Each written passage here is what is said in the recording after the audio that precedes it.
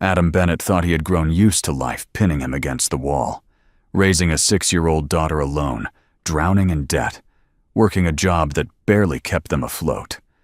But that morning, when he was summoned to the 36th floor to meet the most powerful woman in the company, everything went far beyond the fear of being fired. Luna Sterling did not fire him.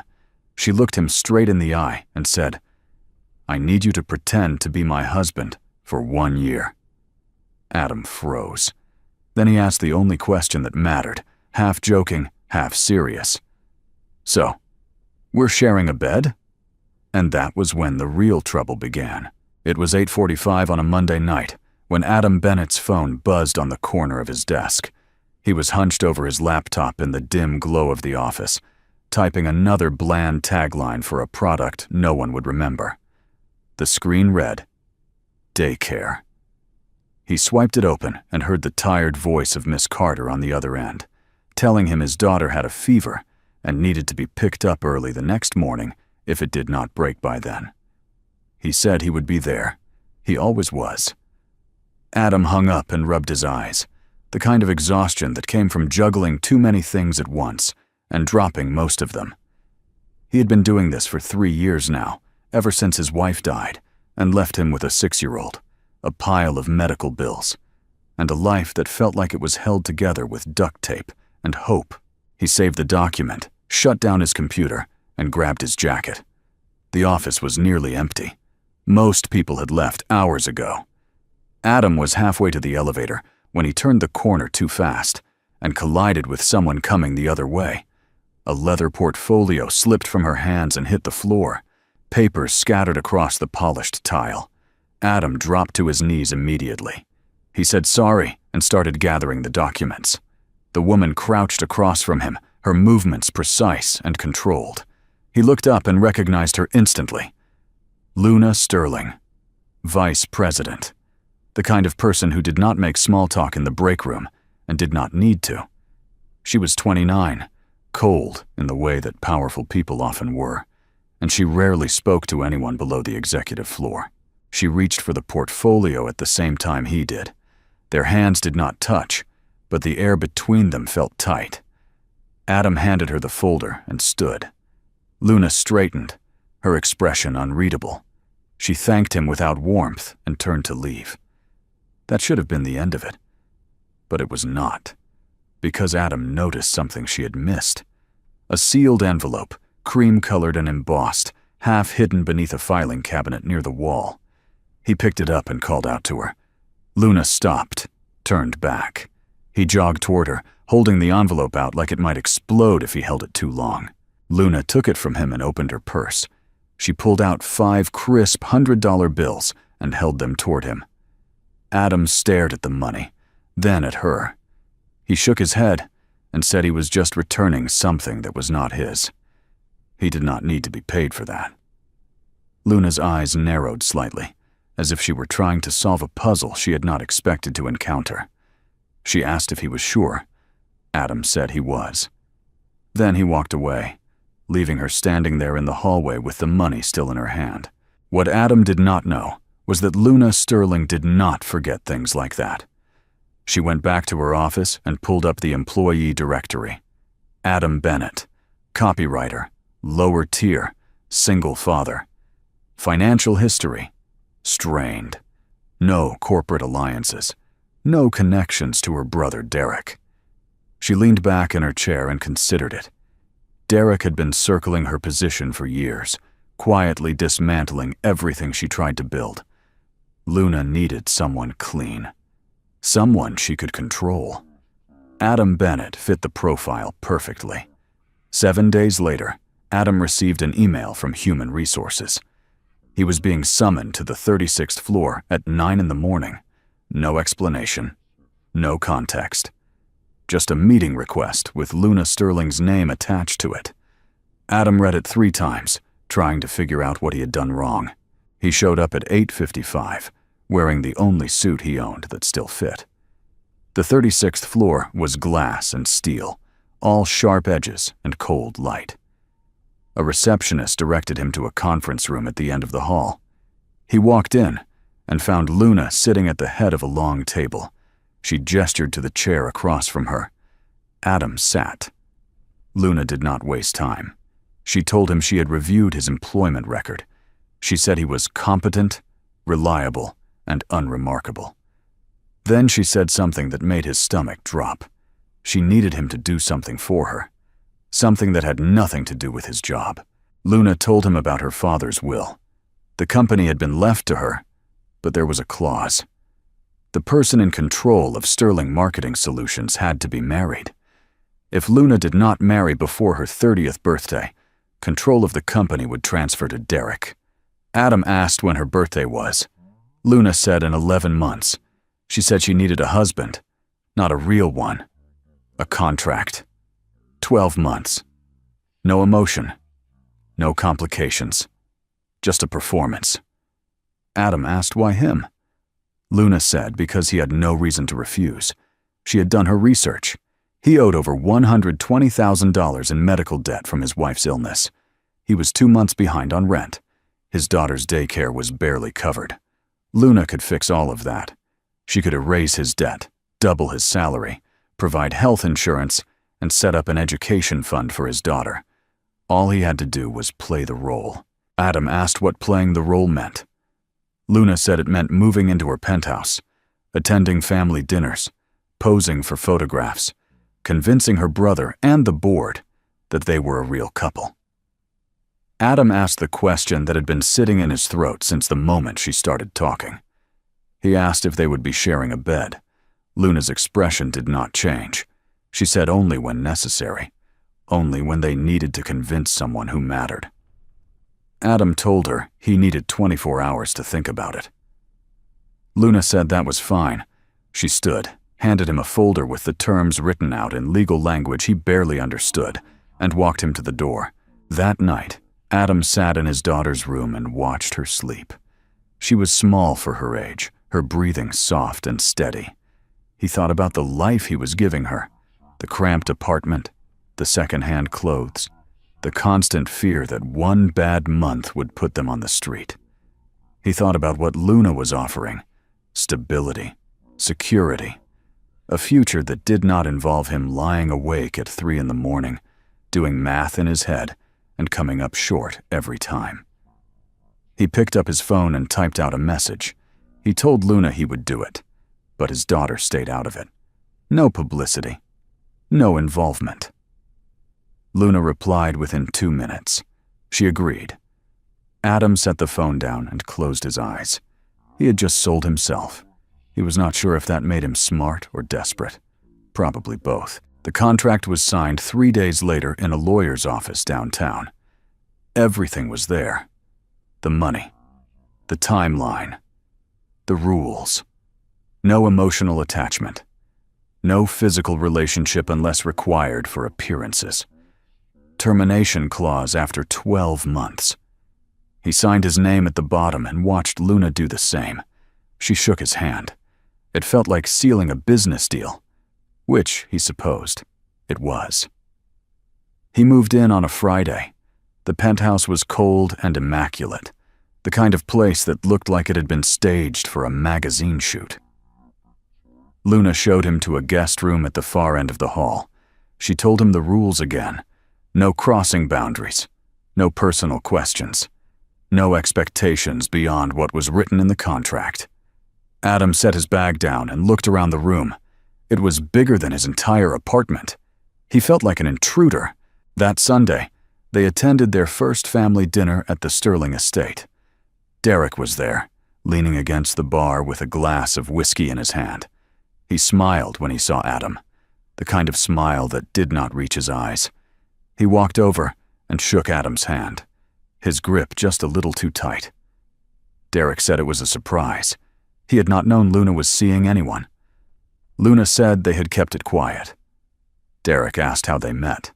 Adam said at the office. Derek raised an eyebrow and asked what Adam did.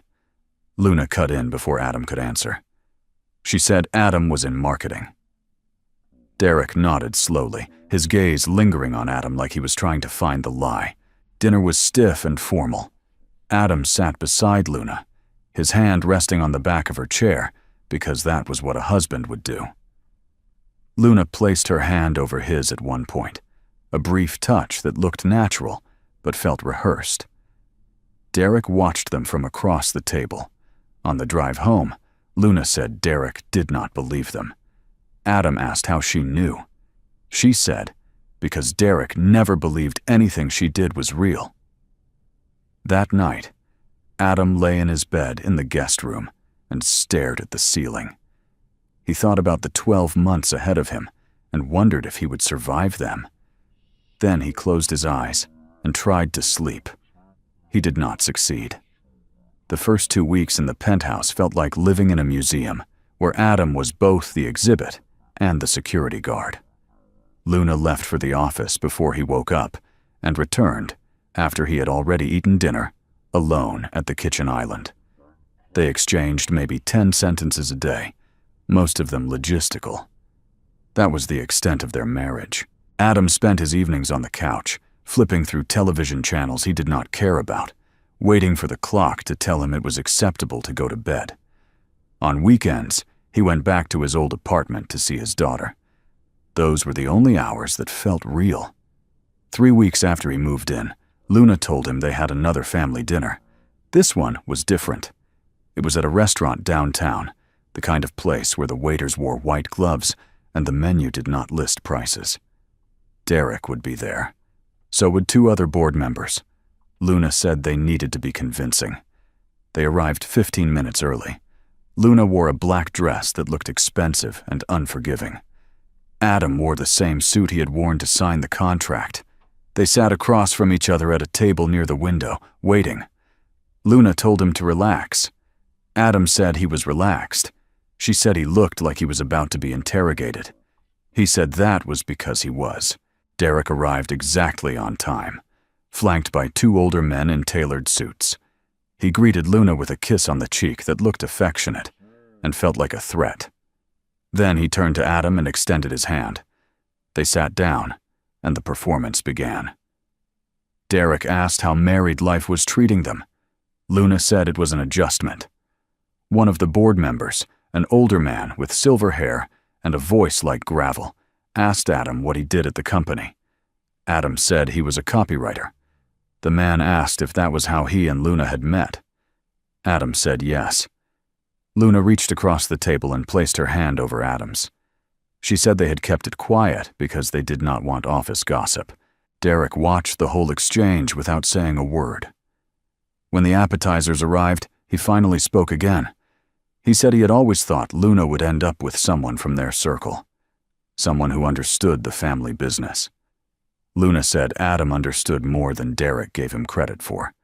Derek said he hoped so, because the company was not kind to people who did not belong. By the time they left, Adam's jaw hurt from clenching it. Luna did not speak on the drive home. When they got back to the penthouse, she poured herself a glass of wine and stood by the window, looking out at the city below. Adam asked if she thought they had pulled it off. Luna said Derek did not believe them. She turned to face him, and for the first time since he had met her, she looked tired. Not just physically. Tired in the way people get when they have been fighting too long and are not sure why they are still standing. She said Derek had always been the favorite. Their father had groomed him to take over the company from the time he was 16.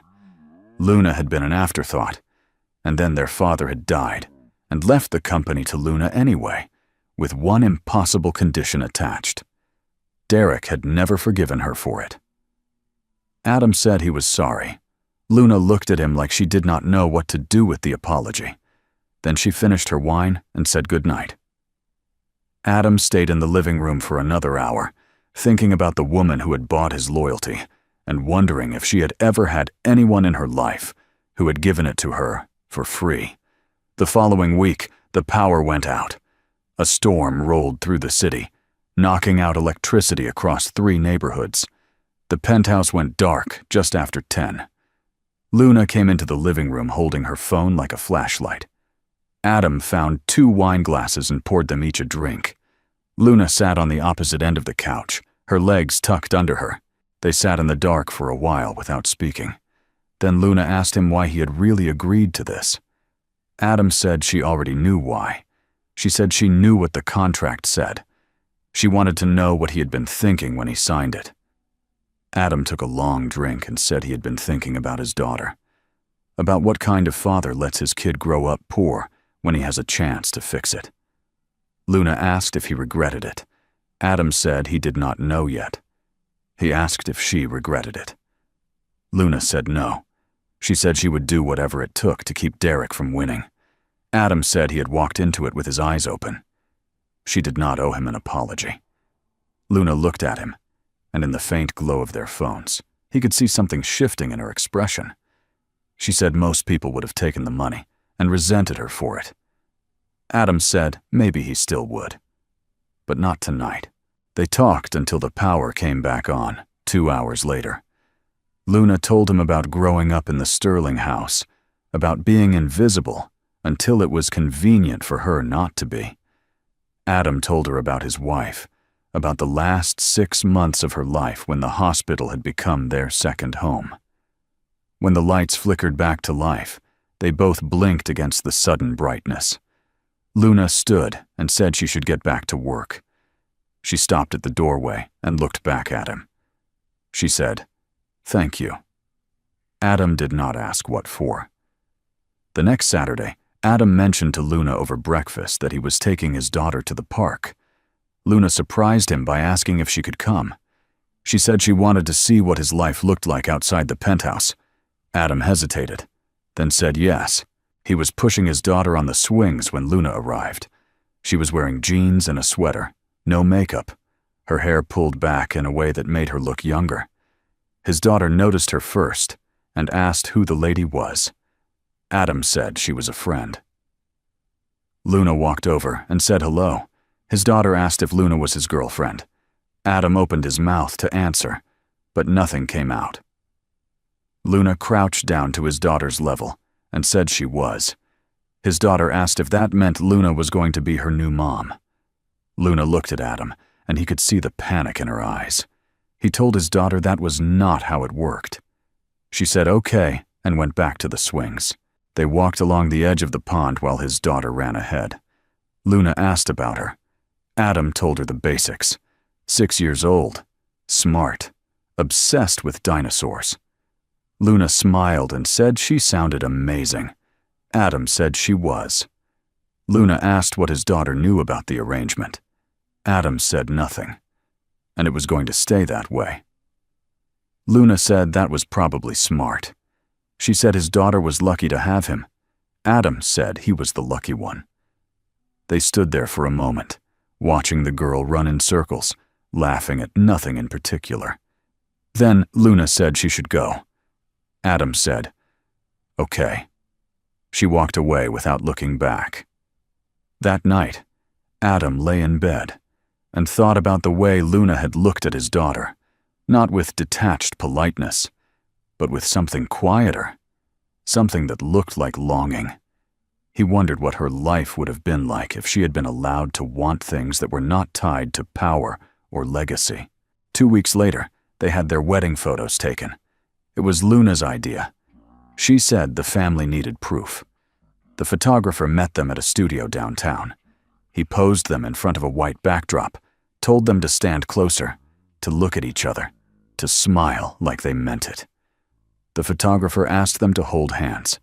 They did. He asked Luna to rest her head on Adam's shoulder. She did. He asked Adam to put his arm around her waist. Adam hesitated. Luna whispered that it was fine. He put his arm around her, and she leaned into him, and for a brief moment, it did not feel like acting. The photographer asked them to look at each other. They did. Adam looked into Luna's eyes and saw something he had not expected. Vulnerability. Fear. The same things he felt every time he thought about the next 10 months. The photographer snapped the photo, and Luna stepped back immediately, the moment breaking like glass. On the drive home, neither of them spoke. When they got back to the penthouse, Luna went straight to her office and closed the door. Adam sat on the couch and stared at the ceiling. He was starting to realize that the lines they had drawn were not as clear as either of them had thought. A month later, Derek sent an email. It was addressed to the entire board, but it was really meant for Luna. He raised concerns about her leadership. He questioned her recent decisions. It was corporate speak for a coup. Luna read it 3 times, her hands shaking with anger. Then she called Adam into her office and told him Derek was making his move. Adam asked what that meant. Luna said it meant Derek was going to try to prove their marriage was fake. He was going to dig into Adam's past, find the contract, and expose everything. Luna said they needed to be more convincing. They needed to act like a real couple, not just at dinners and photo shoots, all the time. The next day, Derek called Adam. He said he wanted to meet, just the 2 of them. Adam agreed, even though every instinct told him it was a trap. Before he left, Luna stopped him. She said Derek would try to buy him off or threaten him. She told Adam to record everything, just in case. Adam nodded and left. They met at a coffee shop near the office. Derek was already there when Adam arrived, sitting in a corner booth. Derek smiled and said he appreciated Adam coming. He said he wanted to be direct. He knew Luna had hired Adam. He knew about the debt. He knew about the contract. He said he did not blame Adam for taking the deal. But Derek said he also knew this was not going to end well. When Luna fell, Adam was going to fall with her. Derek leaned forward and said he was offering Adam a way out. If Adam walked away now, Derek would make sure the contract stayed buried. No one would know. Adam could go back to his life, keep the money Luna had already given him, and move on. All he had to do was disappear. Derek said it was the smart play, the safe play. He asked Adam to think about it. Then he stood and walked out. Adam sat there for a long time after Derek left. He thought about the offer. He thought about his daughter. He thought about the life he could have if he just took the out Derek was giving him. And then he thought about Luna, sitting in that office, working until midnight, fighting a battle she did not know how to win. He thought about the way she had looked at him in the dark when the power was out, the way she had smiled at his daughter in the park. Adam picked up his phone and called Luna. He told her about the meeting. He told her what Derek had offered. And then he told her he was not going anywhere. Luna did not say anything for a long moment. Then she asked him why. Adam said because Derek was wrong.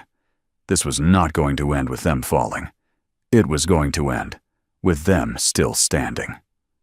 Luna thanked him, her voice quieter than he had ever heard it. Adam said she didn't need to thank him. He had made his choice. But that night, lying in the guest room, Adam wondered if he had just made the biggest mistake of his life, because Derek was not the kind of man who took no for an answer, and Adam had just put a target on his back. Derek moved faster than Adam had expected. Within a week of their coffee shop conversation, Luna received a notification that an emergency board meeting had been called. The subject line was vague, something about reviewing executive leadership and corporate governance, but Luna knew exactly what it meant. Derek had found something, or he thought he had. Either way, he was ready to make his play. The meeting was scheduled for Thursday morning at 10. Luna told Adam he did not need to come. He said he was coming anyway. She asked why. He said because if Derek was going to burn them both, he wanted to be in the room when it happened. Luna did not argue. The night before the meeting, Adam could not sleep. He lay in bed staring at the dark ceiling, running through every possible scenario in his head. Derek had the contract. He had the financial records. He had proof that Luna had paid off Adam's debts. There was no good way to spin that. Around 3 in the morning, Adam got up and walked to the kitchen. He poured himself a glass of water and stood by the window, looking out at the city lights. He heard footsteps behind him and turned to see Luna standing in the doorway. She was wearing an oversized sweater and sweatpants, her hair loose around her shoulders. She looked more human than he had ever seen her. She asked if he was okay. Adam said he was fine. She said he was a terrible liar. Adam asked if she was scared. Luna said yes. She said she had spent her entire life trying to prove she was good enough, and tomorrow Derek was going to stand in front of the board and tell them she was a fraud. Adam said she wasn't a fraud. She said it didn't matter what the truth was. It mattered what they believed. Adam asked what she was going to do. Luna said she was going to tell the truth. She was going to admit that the marriage was a contract. She was going to admit that she had paid him. And then she was going to remind the board that her father's will was outdated and controlling, and that she had been running the company better than Derek ever could. Adam asked if she thought it would work. Luna said no, but it was the only move she had left. They stood there in the kitchen, the silence stretching between them. Then Adam said he wasn't going to let her do this alone. Luna looked at him, and for the first time since he had met her, her mask slipped completely. She asked why he was still here, why he had not taken Derek's offer and walked away when he had the chance. Adam said maybe because he was tired of running, maybe because he had spent 3 years watching his wife die and feeling powerless, and this was the first time in a long time that he felt like he could actually fight for something. Luna said he was going to lose. Adam said maybe, but at least he would lose standing up. Luna smiled, just a little, and said he was either very brave or very stupid.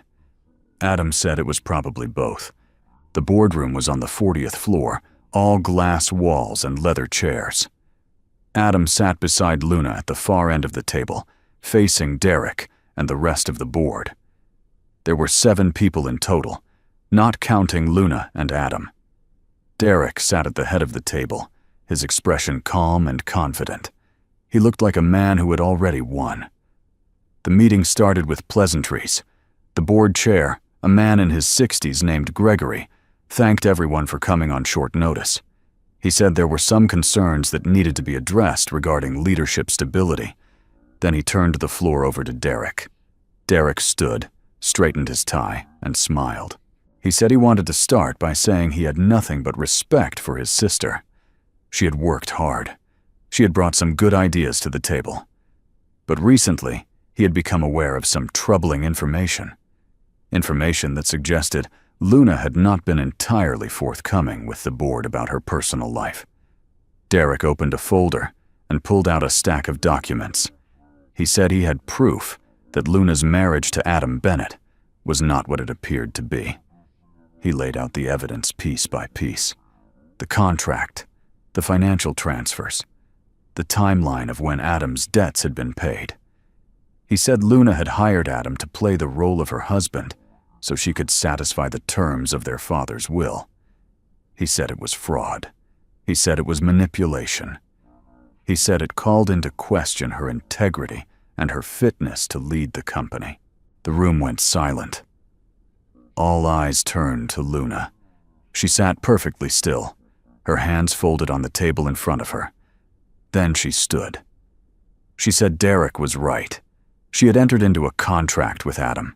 She had paid his debts. She had asked him to pretend to be her husband for 1 year.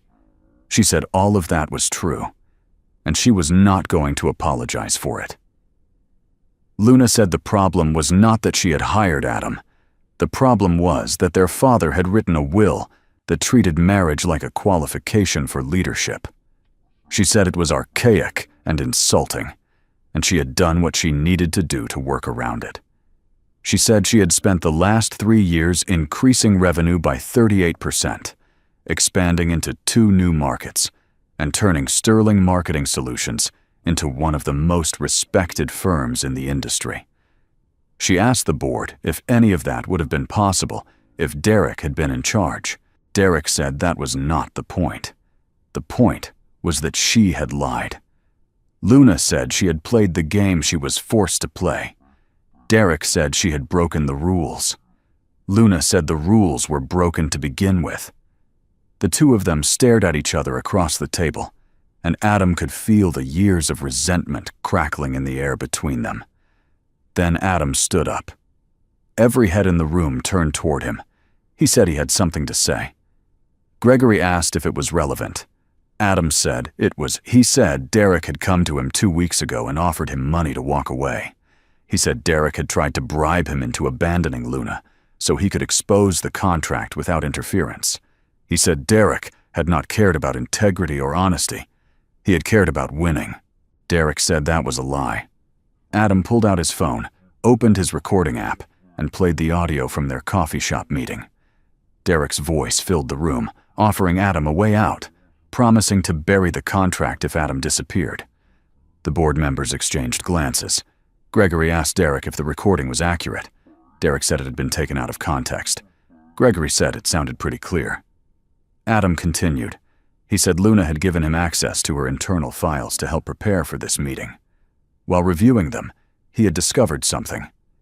Derek had been using his executive access to monitor Luna's emails and calendar for months.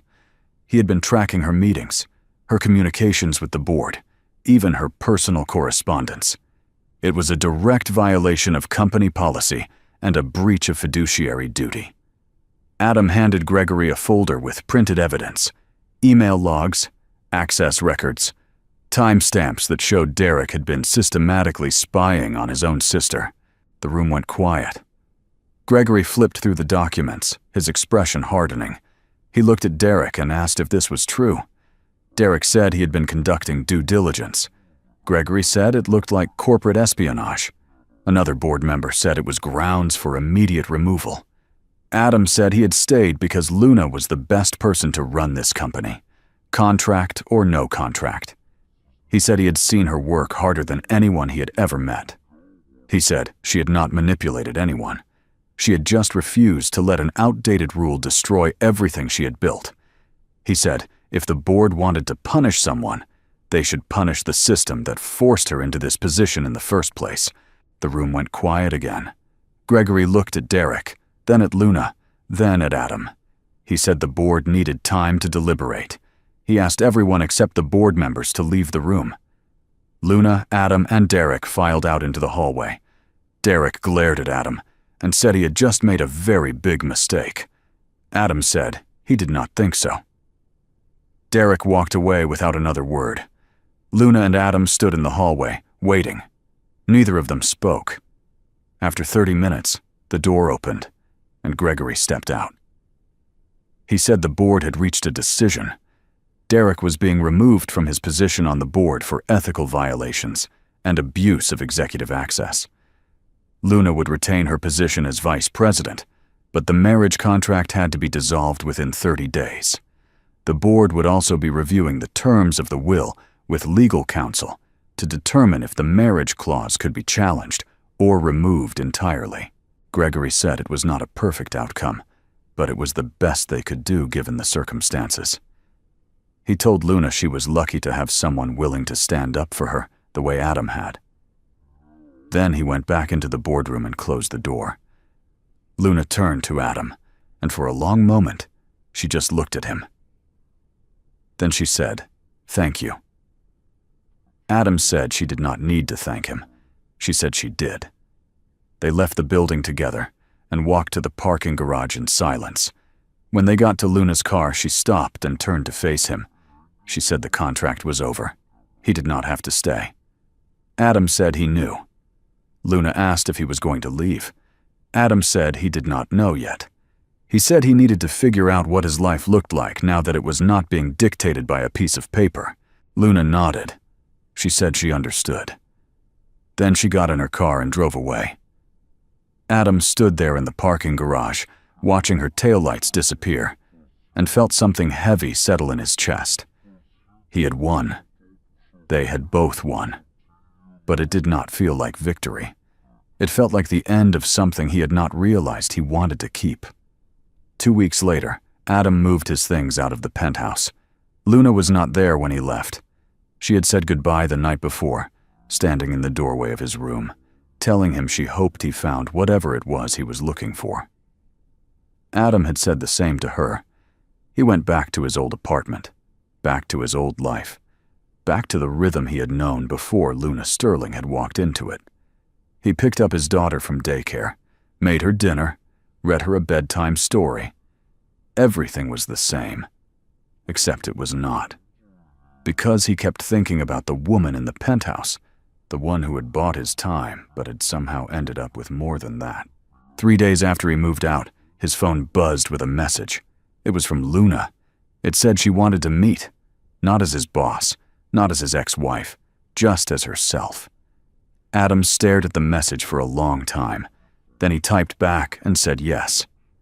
They met at a coffee shop on the east side, the kind of place with mismatched chairs and indie music playing too loud.